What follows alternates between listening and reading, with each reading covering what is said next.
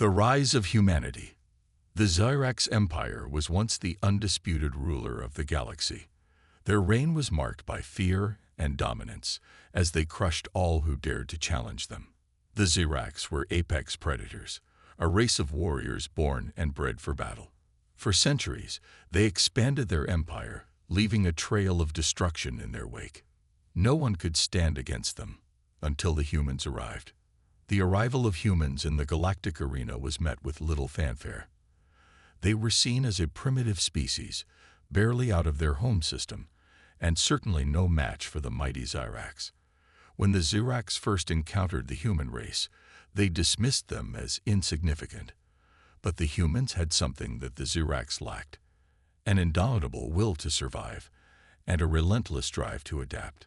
The initial skirmishes between the Xyrax and humanity were one-sided. The Xyrax's advanced technology and brutal tactics overwhelmed the human forces. Planets were bombarded, cities were razed, and millions of lives were lost. But humanity did not break. Instead, they learned. They studied the Xyrax's tactics, dissected their technology, and developed strategies that would turn the tide of the war. One of the first major victories for humanity came in the Battle of Sol. The Xyrax, confident in their superiority, launched a full-scale invasion of the Sol system. Their fleet was vast, a seemingly unstoppable force. But the humans had been preparing. They had developed new weapons, engineered to exploit the weaknesses they had discovered in the Xyrax's defenses. As the Xyrax fleet entered the Sol system, they were met with a devastating counterattack. Human ships, smaller and more agile, darted between the massive Xyrax warships, delivering precise strikes to critical systems. The Xyrax were unprepared for the ferocity of the human assault. They had underestimated their enemy, and they paid the price. The human fleet was led by Admiral James Skora, a brilliant strategist who had studied the Xyrax's tactics in minute detail. Skora knew that a head-on confrontation with the Xyrax would be suicide, so he employed hit-and-run tactics, drawing the Xyrax deeper into the Sol system while slowly whittling down their numbers.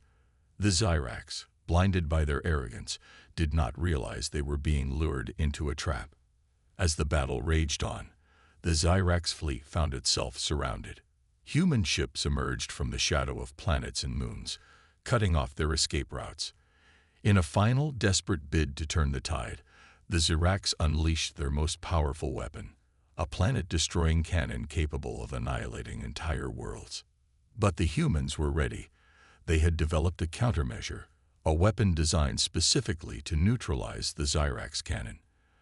As the Xyrax prepared to fire, the human fleet launched their counterattack.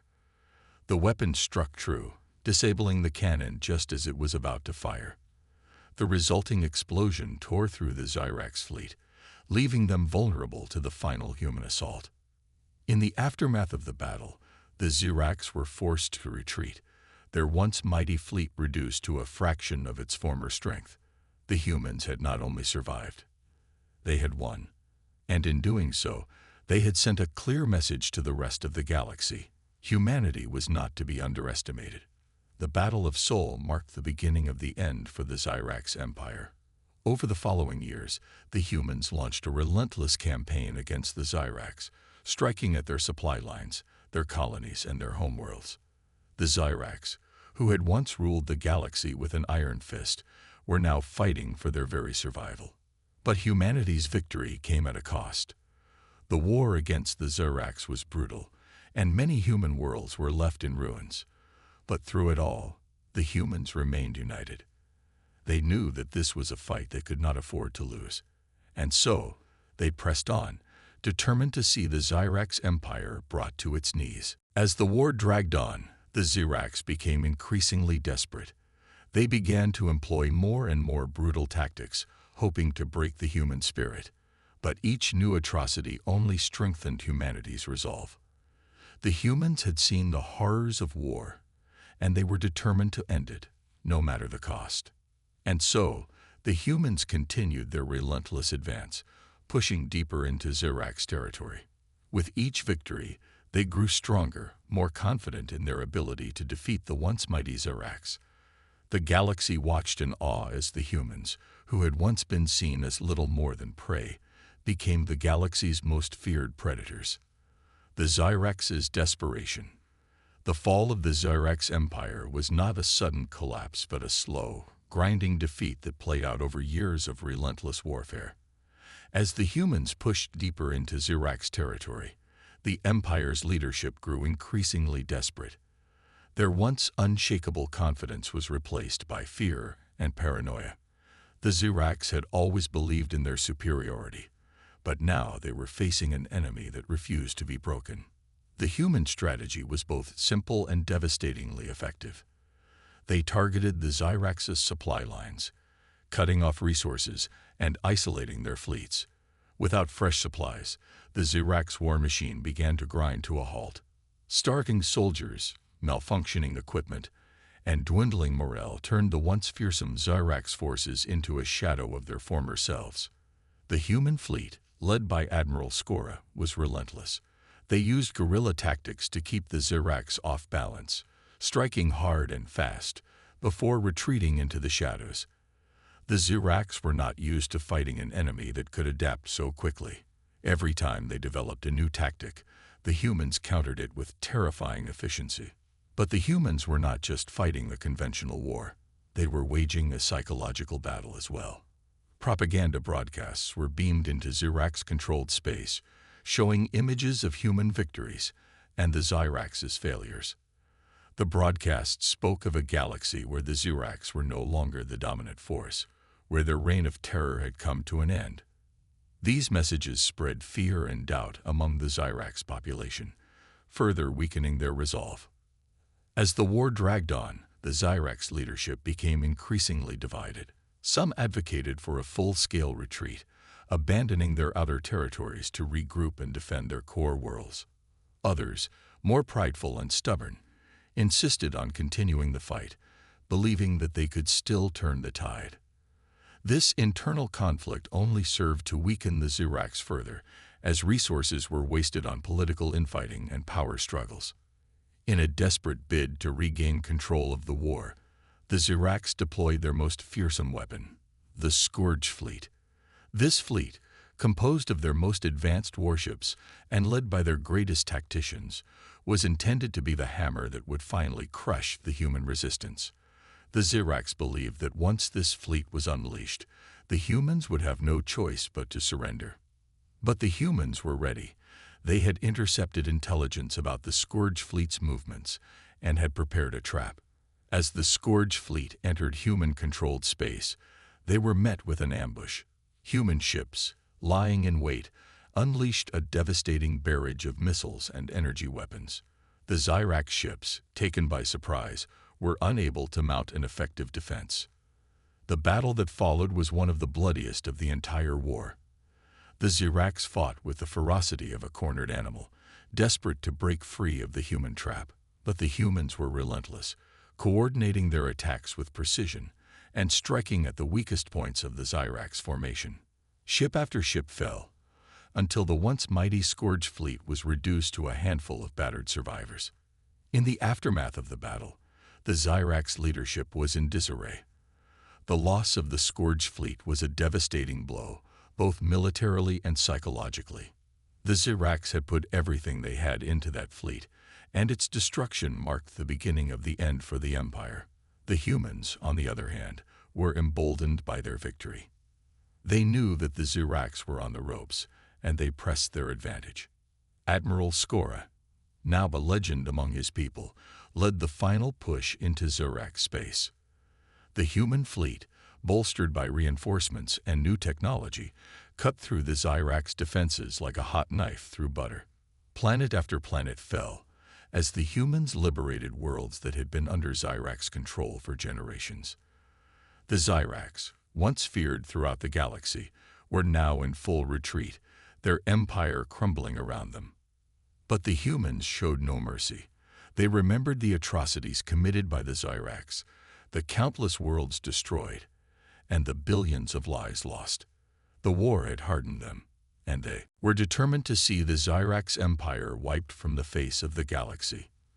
The final assault on the Xyrax homeworld was a brutal, no-holds-barred battle that left the planet a smoldering ruin.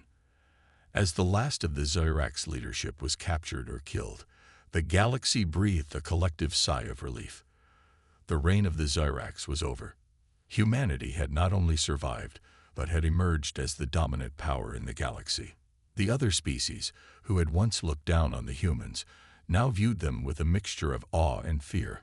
But humanity was not content with just victory. They knew that the destruction of the Zyrax Empire had left a power vacuum, one that could easily lead to further chaos and conflict. And so they began the long and difficult task of rebuilding the galaxy, forging new alliances, and helping to restore order to the worlds that had been ravaged by the war. The humans had shown the galaxy what they were capable of, and in doing so, they had forever changed the course of galactic history. The aftermath of victory. With the Zyrax Empire shattered and their once feared military reduced to ashes, the galaxy found itself in a state of flux. The power vacuum left by the Zyrax's downfall created a dangerous uncertainty. Rival factions, long oppressed by the Zyrax, began to vie for control over the now unclaimed territories. Amidst this chaos, the humans were faced with a new challenge: securing the fragile peace they had fought so hard to achieve. The Galactic Council, an organization that had once been little more than a puppet for the Zyrax, now sought to re-establish itself as the governing body of the galaxy. Representatives from various species gathered on the neutral world of Epsilon Prime, where discussions about the future of the galaxy were to take place. Humanity, now a dominant force, was granted a seat at the table, a position that many of the older species regarded with a mixture of fear and respect. Admiral Skora, now a celebrated hero across human space, was chosen to represent Earth in these critical negotiations. The weight of responsibility hung heavy on his shoulders as he prepared to navigate the intricate web of galactic politics. He knew that the survival of not just humanity, but the stability of the entire galaxy depended on the outcomes of these talks. The first few days of the summit were tense. Old grudges and suspicions flared as species that had long been rivals found themselves sitting across from one another. The atmosphere was thick with mistrust, and it seemed as though the discussions were doomed to failure. But Skora was not easily dissuaded. He had not fought and bled through years of war to see the galaxy descend into chaos. Using his keen understanding of both strategy and diplomacy, Skora began to build bridges where there had once been walls.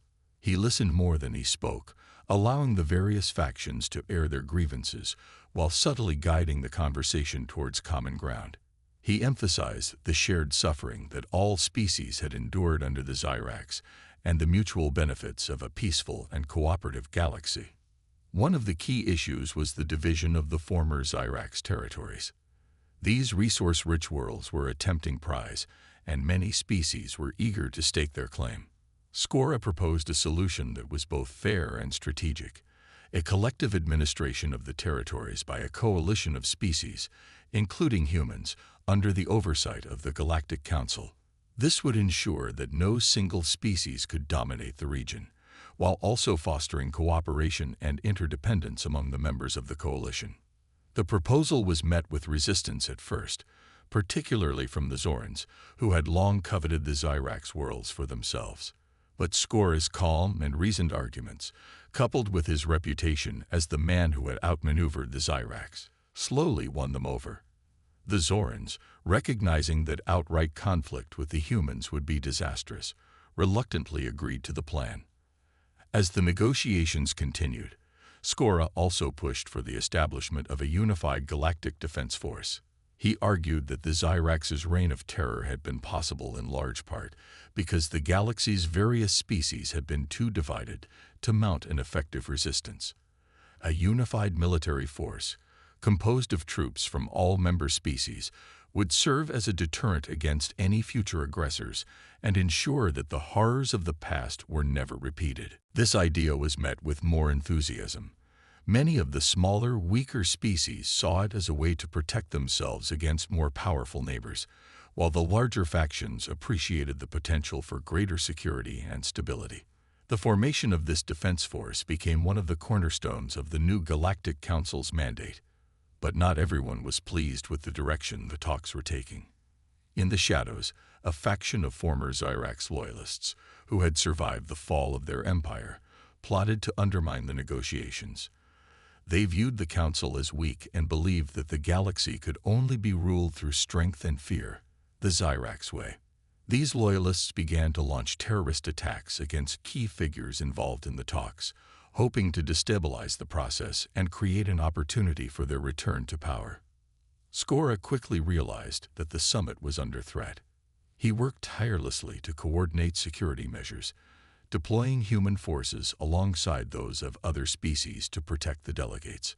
But the attacks continued, growing bolder and more desperate as the loyalists realized their time was running out. In a daring raid, Skora and a team of elite operatives tracked the loyalists to a hidden base on a remote moon. The ensuing battle was fierce, with the loyalists fighting with the ferocity of those who have nothing left to lose. But Skora's forces were well prepared and well led, and they eventually overwhelmed the enemy. The capture of the loyalist leaders marked the end of organized resistance to the new galactic order. With the threat neutralized, the summit resumed, and the final agreements were hammered out. The Galactic Council was reformed, with humanity as one of its leading members. The coalition administration of the former Xyrax territories was established, and the unified defense force began to take shape. Peace, it seemed, had finally returned to the galaxy. But Skora knew that this peace was fragile. The scars of the Xyrax War would take generations to heal, and the galaxy was still a dangerous place. Yet, for the first time in a long while, there was hope. Hope that the species of the galaxy could work together, not just to survive, but to thrive. As the summit concluded and the delegates began to return to their homeworlds, Skora stood on the observation deck of his flagship, the Victory's End, watching the stars. The war was over, but the real work, the work of building a lasting peace, had just begun. And humanity, which had once been underestimated and dismissed by the galaxy's great powers, would be at the forefront of that effort. Not through conquest or domination, but through leadership, cooperation, and the quiet strength that had carried them through the darkest of times. The rise of new alliances. The galaxy was slowly adapting to its new reality. With the reformed Galactic Council now functioning and the unified defense force being established, the time had come to solidify the alliances that would shape the future. Admiral Skora knew that the strength of these alliances would determine the longevity of the peace they had worked so hard to secure. One of the first and most important alliances was with the Betazoids, a species known for their diplomacy and telepathic abilities. The Betazoids had long been respected for their ability to mediate disputes and their commitment to peaceful resolutions. However, their pacifist nature had left them vulnerable during the Xyrax's reign of terror. Now, with humanity's military strength and the Betazoids' diplomatic expertise, the two species could form a powerful partnership. Admiral Skora traveled to Betazoid Prime, the lush green homeworld of the Betazoids, to formalize the alliance. He was greeted with warmth and respect, but also with a certain wariness. The Betazoids, despite their admiration for humanity's achievements, were cautious about entering into an alliance with a species known for its capacity for war. Skora met with High Counselor Talier, the leader of the Betazoids. Talier was an elder statesman, his silver hair and deep-set eyes giving him an air of wisdom. The two leaders spent hours in discussion, walking through the serene gardens of the Betazoid capital city. Admiral Skora, Talier began, "Your people have shown remarkable resilience and strength, but strength alone cannot build a lasting peace. We Betazoids have always believed in the power of understanding and empathy. Can humanity embrace these values as well?" Skora nodded thoughtfully. "Counselor Talier, I understand your concerns. Humanity has learned many hard lessons in the fires of war. We have seen the horrors that unchecked power can bring. But we have also seen the importance of alliances, of standing together against common threats. This alliance isn't just about military strength.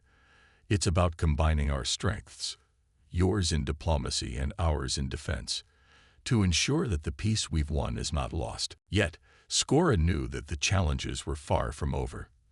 The galaxy was vast, and there were still many unknowns lurking in the darkness. But he was confident that, with the strength of their alliances and the resolve of their people, they could face whatever came next. New horizons and hidden threats. With the new alliances solidifying and the Galactic Council gaining strength, the galaxy was on the brink of an unprecedented era of cooperation and prosperity. However, Admiral Skora knew that vigilance was essential. As the unified defense force patrolled the vast reaches of space, they encountered both new allies and old threats, leading to unexpected challenges and discoveries. The Frontier Initiative. One of the major initiatives of the newly reformed Galactic Council was the Frontier Initiative. This ambitious project aimed to explore and settle the uncharted regions of the galaxy, bringing civilization and order to areas that had long been wild and untamed. The initiative promised not only to expand the territory of the allied species, but also to uncover new resources and knowledge that could benefit everyone. Admiral Skora was appointed to oversee the Frontier Initiative, given his proven leadership and strategic mind. He assembled a team of explorers, scientists, and diplomats from various species, each bringing their unique skills and perspectives to the mission. Among them were Dr. Ilara, a renowned Betazoic xenobiologist, Commander Tarek, a seasoned Zoran warrior, and Laura Vance, a brilliant human engineer known for her innovative designs. Their first destination was a system on the edge of the galaxy, known only as Delta V. Long rumored to hold ancient ruins and untapped resources, Delta V was both promising and perilous. As the fleet approached the system, Skora's flagship, the ESS Odyssey, detected strange energy readings emanating from one of the planets. Discovering the past. Upon landing on Delta V, the team discovered the remnants of an ancient civilization. The ruins were vast, with towering structures and intricate carvings that hinted at a once great empire. Dr. Ilara was thrilled by the find, immediately setting up a research base to study the ruins and decipher their secrets. As they delved deeper into the history of Delta V, the team uncovered evidence that the ancient civilization had been highly advanced, with technology that surpassed even current galactic standards. They found records of a catastrophic event that had led to the civilization's downfall, leaving behind only ruins and mystery. Laura Vance, the engineer, was particularly intrigued by a series of energy cores found in the ruins. These cores seemed to be the source of the strange energy readings and had the potential to revolutionize energy production if they could be understood and harnessed. She worked tirelessly to unlock their secrets, her excitement growing with each breakthrough. The hidden threat. However, not everything on Delta V was a boon. As the team explored further, they began to encounter signs that they were not alone. Strange markings appeared near their camp, and equipment started malfunctioning without explanation. Commander Tarek, ever the vigilant warrior, sensed that they were being watched. One night, a perimeter alarm sounded, and the team rushed out to find a group of unknown alien beings surrounding their camp. These beings, known as the Envera, were a previously unknown species, and they were highly protective of Delta V. They communicated through a complex series of gestures and sounds, making it difficult for the team to understand their intentions. Admiral Skora, always a diplomat at heart, attempted to communicate with the Envera. Using a translation device and the telepathic abilities of Dr. Ilara, they slowly began to bridge the language gap. The Envera revealed that they were the descendants of the ancient civilization that had once thrived on Delta V.